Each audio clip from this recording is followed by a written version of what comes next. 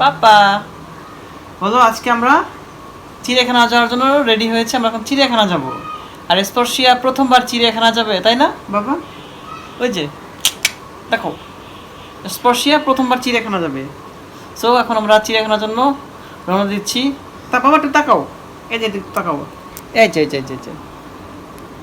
হ্যাঁ, চিড়িয়াখানা যাবে বাবা না? চলো, আমরা কিন্তু এখন রিক্সা উঠে গেছি অলরেডি। তারপরে আমরা হচ্ছে এখান থেকে যাবো চিড়িয়াখানা। এখন রিক্সা আছি, কিন্তু অনেক রোদ আছে। এই যে ঝাঁকি হচ্ছে রিক্সায়, তার কারণে ভিডিও কেঁপে যাচ্ছে। আমরা এখন বাসে আছি না, আমরা এখন অটোর মধ্যে আছি। আমরা খুব কাছাকাছি চলে আসছি রেলের দিয়াবাড়ি মেট্রো রেল স্টেশনে, খুব কাছাকাছি চলে আসছি। সাথে আছে আমাদের মেয়ে স্পর্শিয়া। যদিও চিড়িয়াখানা যাওয়ার প্ল্যান করে বের হয়েছিলাম, কিন্তু বের হওয়ার পরে আমাদের পরিকল্পনা চেঞ্জ হয়ে গিয়েছে। সময় হাতে কম ছিল, তাই আমরা দিয়াবাড়ি চলে এসেছি উত্তরাতে। আর এখানে আমরা মেট্রো রেল ঘুরবো এখন। আমাদের যে আসলে আমি জানতাম না যে শুক্রবারে মেট্রো রেল বন্ধ থাকে,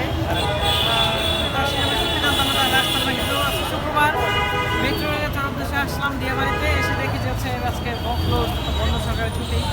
তো খুবই খারাপ লাগলো। এখন কী করবো? এখন যেহেতু আমরা এই উদ্দেশ্যে আসছিলাম, তো আমরা এখন উঠতে পারতেছি না মেট্রো রেলে। সেক্ষেত্রে আমরা এখন আমরা হচ্ছে প্লেন নামা দেখবো, সেখানে আর কি মজা প্লেন নামে। আনফর্চুনেটলি মেট্রো রেল আমাদের ঘোরা হয়নি, কারণ মেট্রো রেলের শুক্রবারে বন্ধ থাকে। তাই আমরা একটা রেস্টুরেন্ট এখন চলে আসছি, আর আমার মেয়ে রেস্টুরেন্টে এসে ঘুমিয়ে পড়েছে ঠান্ডা বাতাসে।